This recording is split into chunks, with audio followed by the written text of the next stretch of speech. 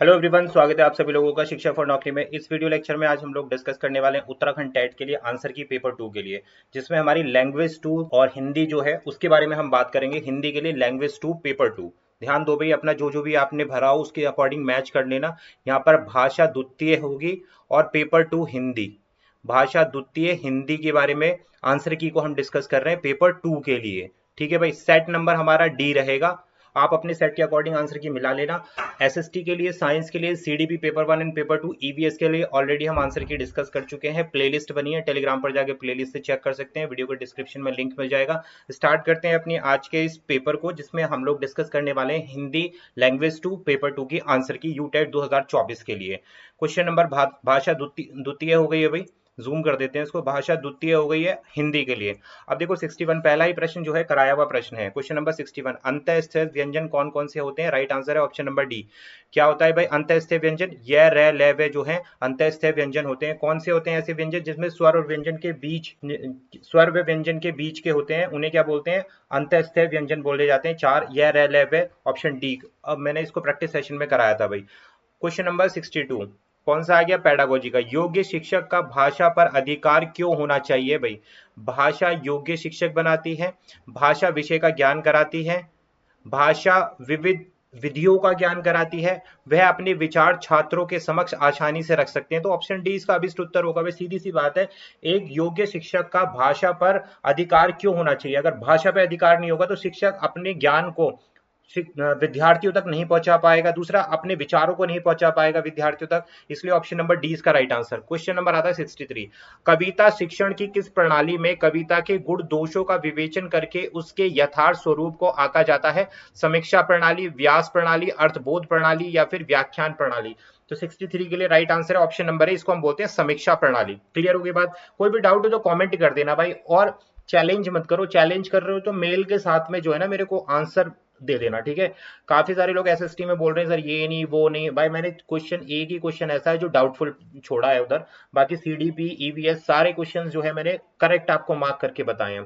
बात हो गई यहाँ पर एक या दो क्वेश्चन में अगर कोई भी डाउट होता है तो हम्बल वे में आप उसका एक अटैच करके, प्रूफ अटैच करके मेल कर दो, मैं भी उसको वेरीफाई कर लूंगा और फिर वीडियो में आके करेक्ट कर दूंगा अगर ऐसी बात है तो। लेकिन मुंह चलाने से कुछ नहीं होगा भाई। क्वेश्चन नंबर आता है 64, हिंदी वर्णमाला के अंतिम पंचाक्षरों का उच्चारण स्थान क्या होता है? अनुनासिक होता है, कंठस्थ होता है, तालव्य होता है या मूर्धन्य होता है? तो राइट आंसर इसका ऑप्शन नंबर ए है, अनुनासिक है।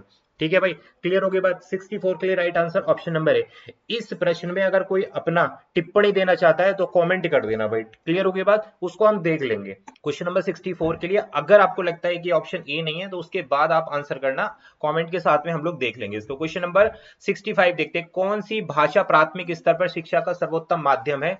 तो क्वेश्चन नंबर 65 आसान है भाई, पेडागोजी से रिलेटेड, भाषा शिक्षण पर ही आधारित था। राष्ट्रभाषा, प्रादेशिक भाषा, अंतरराष्ट्रीय भाषा या फिर मातृभाषा? तो राइट आंसर है 65 के लिए option number A is the right answer, राष्ट्रीय भाषा। कौन सी भाषा प्रारंभिक स्तर पर शिक्षा का सर्वोत्तम माध्यम, सर्वोत्तम माध्यम पूछा गया है तो ऑप्शन नंबर ए राष्ट्रीय भाषा इसको बोलेंगे। ठीक है, सर्वोत्तम माध्यम बोला गया प्राथमिक स्तर पर, option number A is the right answer, राष्ट्रीय भाषा। अब इसको मैंने वेरीफाई किया है, डाउट था इस प्रश्न में मुझे क्योंकि काफी क्लोज क्वेश्चंस ऑप्शंस रखे हुए हैं यहाँ पे, तो ऑप्शन नंबर ए के साथ जाना। ठीक है, नेक्स्ट क्वेश्चन नंबर आता है 6, मातृभाषा शिक्षण के किस उद्देश्य के अंतर्गत छात्रों को वर्ण, लिपि, शब्दों, शब्द समूह और वाक्य रचना का ज्ञान कराया जाता है? भावात्मक उद्देश्य, कौशल उद्देश्य, ज्ञानात्मक उद्देश्य या ए या बी दोनों? तो राइट आंसर है ऑप्शन नंबर सी, ये ज्ञानात्मक उद्देश्य होता है जिसमें मातृभाषा शिक्षण के छात्रों को वर्ण, लिपि और शब्द समूह और वाक्य रचना का ज्ञान कराया जाता है ज्ञानात्मक उद्देश्य के माध्यम से। 66 का ऑप्शन नंबर सी। नेक्स्ट आ जाओ क्वेश्चन नंबर 67, वाक्य रसात्मक काव्य, ये कथन किसका है भाई? तो ऑप्शन नंबर ए इसका राइट आंसर है, ये कथन है भाई 67 के लिए ए, विश्वनाथ जी ने ये कथन दिया है, ए इसका अभिष्ट उत्तर है। नेक्स्ट क्वेश्चन आता है 68, प्रत्यय उन्नति का अर्थ क्या होता है? उत्तर न देने की क्षमता, जो फिर से उत्पन्न हुआ हो, जो तत्काल उत्तर दे सके या जिसकी बुद्धि में नई नई बातें उत्पन्न होती हैं? जो तत्काल उत्तर दे सके, इसका अभिष्ट उत्तर है क्वेश्चन नंबर 68 के लिए right answer option number C. Next बढ़ते हैं भाई, क्वेश्चन नंबर आएगा हमारे पास 69। अब देखो 69 आसान क्वेश्चन है, जम्बुक शब्द का क्या पर्यायवाची होता है? शेर होता है, हाथी होता है, गीदड़ होता है, भालू होता है। तो राइट आंसर है ऑप्शन नंबर सी, जंबुक शब्द का जो पर्यायवाची है 69 के लिए सी इसका अभिष्ट उत्तर है। हिंदी भाषा शिक्षण में मुहावरे तथा लोकोक्तियों का प्रयोग, कराया हुआ क्वेश्चन है पेडागोजी का, किस लिए किया जाता है प्रयोग? छात्रों के लिए भाषा सीख को कठिन बनाते हैं? बिल्कुल नहीं। भाषिक अभिव्यक्ति को प्रभावी बनाते हैं? सही है। व्याकरण का प्रमुख हिस्सा है? व्याकरण का हिस्सा तो नहीं है। भाषा शिक्षण का सबसे महत्वपूर्ण उद्देश्य यही है? नहीं। ऑप्शन नंबर 20 का राइट आंसर है 70 के लिए, भाषिक अभिव्यक्ति को प्रभावी बनाने के लिए किया जाता है। क्वेश्चन नंबर 71, भावा व्यक्ति एवं विचार विनिमय हेतु किस समाज द्वारा स्वीकृत ध्वनि संकेतों के समूह को कहते हैं? लिखित भाषा को, मौखिक को, मौन भाषा को, या विदेशी भाषा को? तो राइट आंसर है ऑप्शन नंबर 20 को बोलते हैं लिखित, मौखिक भाषा, नॉट लिखित, मौखिक भाषा। क्वेश्चन नंबर 72, लिंग की दृष्टि से दही शब्द क्या है भाई? आपको बताना स्त्रीलिंग है पुल्लिंग है।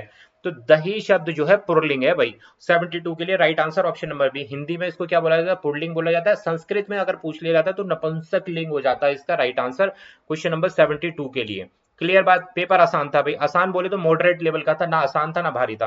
क्वेश्चन नंबर आता है हमारे पास 73, रात्रि के प्रथम पहर के समय हेतु एक शब्द लिखिए। रात्रि के प्रथम पहर के लिए आप एक शब्द बताना है आपको। प्रदोष, निशा, निशाचर, विभावरी। तो ऑप्शन नंबर ए के साथ जाओ, प्रदोष इसका अभिष्ट उत्तर है। गूलर का फूल होना मुहावरे का क्या अर्थ है? आसान था भाई, बुद्धिमान होना, आकर्षक होना, बेफिक्र होना, या फिर दुर्लभ होना। तो 74 के लिए डी इसका राइट आंसर है। गूलर का फूल होने का मतलब है दुर्लभ होना। नेक्स्ट आता है 75, गायन शब्द के संधि विच्छेद के लिए सही विकल्प कौन सा है? कि गायन शब्द में कौन सा संधि विच्छेद है? दीर्घ है, वृद्धि है, गुण है, अयादि। तो option number D is the right answer. 75 के लिए डी इसका अभिष्ट उत्तर है, अयादि संधि है यहाँ पर। अब आपके सामने आ गया गद्यांश।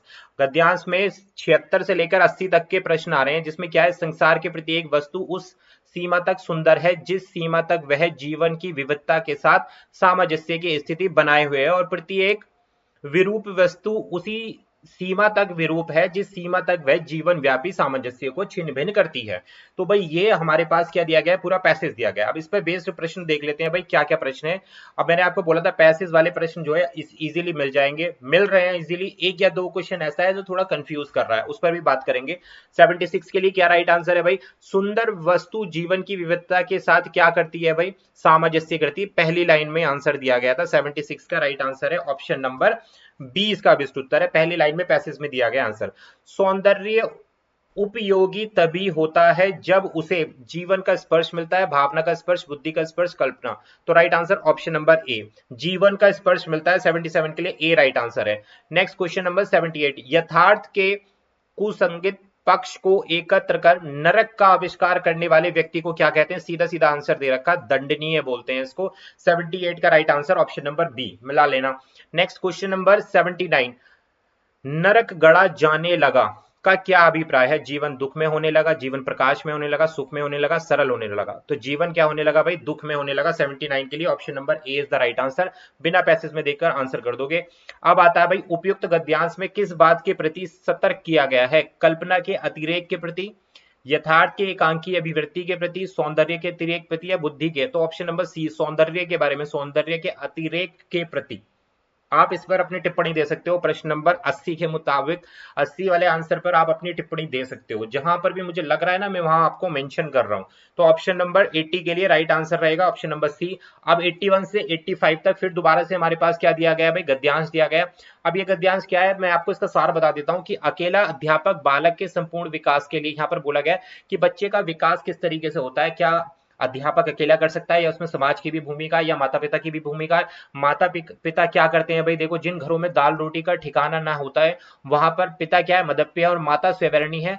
माता माँ बाप मारपीट करते हैं, गाली गलौज मची रहती है, तो उनके बच्चे को पालना ही मानस विषय दिया जाता है। तो ये पूरा यहाँ पर क्या दे रखा है? एक समाज के ऊपर बच्चों की किस तरीके से अपब्रिंगिंग की जाती है, उसके बारे में इस पैसेज में बताया गया। आंसर देखते हैं। बच्चों को संस्कारवान बनाने का प्रथम दायित्व जो है किसका होता है? तो प्रथम दायित्व तो भाई माता पिता का होता है। देखो, सीधी सी बात है, पैसेज नहीं भी पढ़ोगे तो भी बता देंगे। समाज, शासन, शिक्षक। देखो भाई, शासन का यहाँ पे तो शासन की तो भूमिका ही छोड़ दो। शिक्षक आते हैं बाद में, पहले आते हैं माता पिता, उसके बाद आएंगे समाज, और उसके बाद शिक्षक के पास जाता है बच्चा। तो राइट आंसर हो गया ऑप्शन नंबर ए। नेक्स्ट आ गया हमारे 82, उपयुक्त गद्यांश में किसके कर्तव्य को प्रमुख माना गया है? समाज के, राज्य के, अध्यापक के, या बालक के?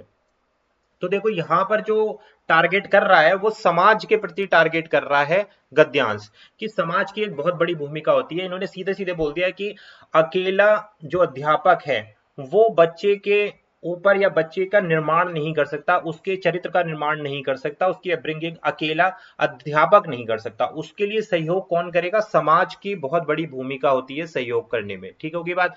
तो ऑप्शन नंबर ए के साथ जाओ। स्वयंवरणी का क्या अर्थ है? मनमानी करने वाली, व्यभिचारिणी या बुरा व्यवहार करने वाली। तो राइट आंसर रहेगा यहाँ पर ऑप्शन नंबर ए, मनमानी करने वाली जो होगी वह स्वयंवरणी होगी। यानी कि एक माता के लिए प्रयुक्त किया था कि पिता क्या है, पिता तो भाई मदिरा पान करता है और मदर क्या कर रही है? अपनी मनमानी कर रही है। दाल रोटी में कौन सा समास है भाई? ऑप्शन नंबर सी आ जाएगा यहाँ पर, द्वंद्व समास हो गया 84 के लिए राइट आंसर। दाल रोटी योजक शब्द भी आ रहा है और अपोजिट हो रहा है। नेक्स्ट, मानस विष देने का अभिप्राय क्या? जहर पिला देना, मार डालना, बुरा व्यवहार करना या अपराधी बना देना। ऑप्शन नंबर सी, बुरा व्यवहार करना। मानस विष का मतलब होता है बुरा व्यवहार करना। क्लियर हो गई बात? नेक्स्ट आता है क्वेश्चन नंबर 86, चतुर्थ विभक्ति के लिए विभक्ति बोध चिन्ह का कारक नाम क्या होगा? तो अपादान होगा। ठीक है भाई, अपादान बी इसका राइट आंसर होगा, ऑप्शन नंबर बी। नेक्स्ट आता है, छंद को निम्न में से किस अन्य नाम से जाना जाता है? सिंगल, जिंगल, पिंगल या फिर डिंगल। तो राइट आंसर है पिंगल शास्त्र बोलते हैं इसको, option number C. Next 88, Ramanuj शब्द में समास कौन सा है? यह आपको बताना है। प्रश्न, अव्ययभाव, कर्मधारय, तत्पुरुष या उपयुक्त में से कोई नहीं। तो राइट आंसर है 88 का ऑप्शन नंबर सी, तत्पुरुष समास है इसमें। अब पूछी गई है यहाँ पर क्या भाई? अलंकार पूछा गया है। एक मनमोहन तो बसी के उजारियो मोही। तो इसमें उस उक्त पंक्ति में अलंकार जो आएगा यहाँ पर ऑप्शन नंबर बी, उत्प्रेक्षा इज द बेस्ट उत्तर हो गया इसका 89 के लिए। नेक्स्ट आता है, लास्ट संचारी भाव का दूसरा नाम क्या है? विभावना, व्यभिचारी भाव, अनुभाव, स्थायी भाव। तो option number B is the right answer for question number 90। तो ये था भाई हमारा लैंग्वेज, हमने डिस्कस करी लैंग्वेज 2 हिंदी। और कौन सी है भाई? ये पेपर 2 का आंसर की थी। जो भी आपका डाउट है कमेंट कर देना, साथ में कितने प्रश्न जो है आप लोगों के सही हैं कमेंट डाउन कर देना। ठीक है भाई, मिलेंगे आपसे एक और नई आंसर की में जिसमें हम लैंग्वेज के बारे में डिस्कस करेंगे। अब लैंग्वेज 2 में हिंदी इंग्लिश देख लेंगे, लैंग्वेज 1 में इंग्लिश देख लेंगे भाई। क्लियर हो गई बात? पेपर 2 के लिए वीडियो आएगी, उसके बाद पेपर 1 के लिए आएगी। प्रीवियस जितने भी आंसर की करा चुका हूं, मैच कर लेना विदाउट एनी डाउट, बेफिक्र होकर। एक या दो प्रश्न अगर ऊपर नीचे हुआ तो भाई उसका आप जस्टिफिकेशन दे सकते हो, मैं भी टैली कर लूंगा, मुझे भी पता चल जाएगा। Thank you for watching. Channel पर नए तो सब्सक्राइब कर लेना, काफी सारी और इंपॉर्टेंट सेशंस आप लोगों के लिए आने वाले हैं जिसमें हम लोग एनालिसिस करेंगे पूरे पेपर का। Don't worry. Thank you for watching.